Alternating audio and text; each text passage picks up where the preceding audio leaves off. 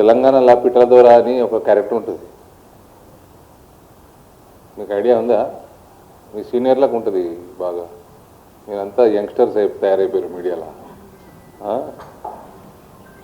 పిట్టల దొర అని ఒక క్యారెక్టర్ ఉంటుంది. అట్లా ఆంధ్రాకి వస్తే తుపాకీ రాముడు అంటారు. కట్టె తుపాకీ పెట్టుకొని చినిపోయిన కోట్ వేసుకొని లూజ్ ప్యాంట్ వేసుకొని తిరుగుతూ ఉంటుంది క్యారెక్టర్. చిన్నప్పటి నుంచి చూస్తూ ఉంటాము, ఊర్లలో నాటకాలు చేస్తూ ఉంటారు. ఏమంటాడు పిట్టల దొర? చెరువు కింద తూము పెట్టినా, చెరువు నిండా బియ్యం నింపినా, ఇట్లాంటి డైలాగులు కొడతా ఉంటాడు.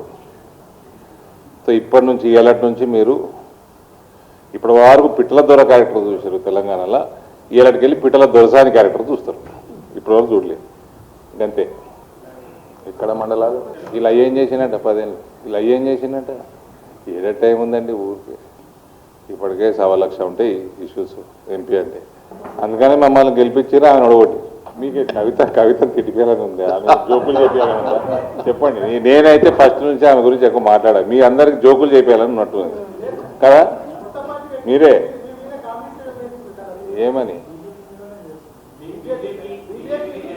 బీజేపీ ఒడగొట్టింది ఆమెని. పాపం ఆమె రాజకీయ సమాధి బీజేపీ చేసింది. ఏమని ఆమె బాధ ఆమెకు ఉంటుంది కదా. ఆమెకి ఇంకా టీఆర్ఎస్ హ్యాంగ్ ఓవర్ పోయినట్టు లేదు. పేరు కూడా టీఆర్ఎస్ పెట్టుకున్నది. ఇంకా హ్యాంగ్ ఓవర్లే బతుకుతున్నట్టుంది. బీజేపీ సపోర్ట్ లేకుండా రాష్ట్రమైందా? బీజేపీకి ఇష్టం లేదని ఎవరు చెప్పిండు? ఎంపీ మాట్లాడిన విధానము ఏమి తప్పేముంది? ఏం తప్పుందండి? ఇండియా పాకిస్తాను విభజనలో చాలా అతలాకుతలమైంది. 10,000 మంది చనిపోయినారు అనవసరంగా. ఇక్కడ కూడా 2009లో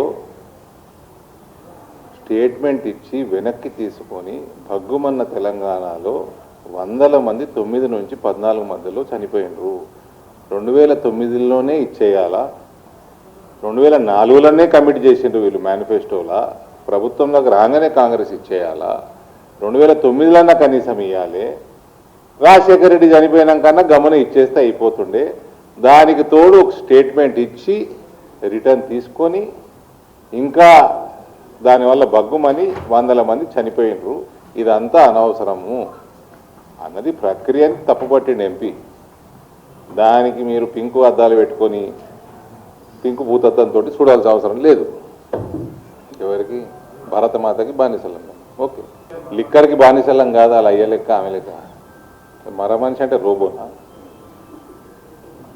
రజనీకాంత్ లెక్క కనబడుతుందా కేసీఆర్ ఆమెకి? ఏ ఉపన్నదైనా సముద్రంలో కలవాల్సిందే. ఇవన్నీ కూడా మళ్ళీ ఒక రోజు ఇవన్నీ కూడా మళ్ళీ స్ట్రీమ్ చేసుకొని సముద్రంలో కలవడానికి మాత్రమే తయారవుతున్నాయి. ఇవన్నీ కూడా కల్వకుంట్ల కుటుంబంలో అధికారం కోసం ముదిరినటువంటి ఒక భాగం ఇదంతా కూడా. దీని గురించి మాట్లాడాల్సిన అవసరం లేదు. వాళ్ళంతా కూడా కన్ఫ్యూజ్ చేయడానికి అందరు కలిసి తలా ఒక పార్టీ పెట్టుకొని ఇదంతా కన్ఫ్యూజ్ చేసే పాలిటిక్స్ చేస్తూ ఉన్నారు. ఎవరు వదిలిన బాణమో అందరికీ తెలుసు. అది మొత్తం కూడా ఇదంతా కూడా కన్ఫ్యూజ్ పాలిటిక్స్ చేస్తూ ఉన్నారు. దీని గురించి మనం మాట్లాడాల్సిన అవసరం లేదు. అసలు బాణమేనా అంటే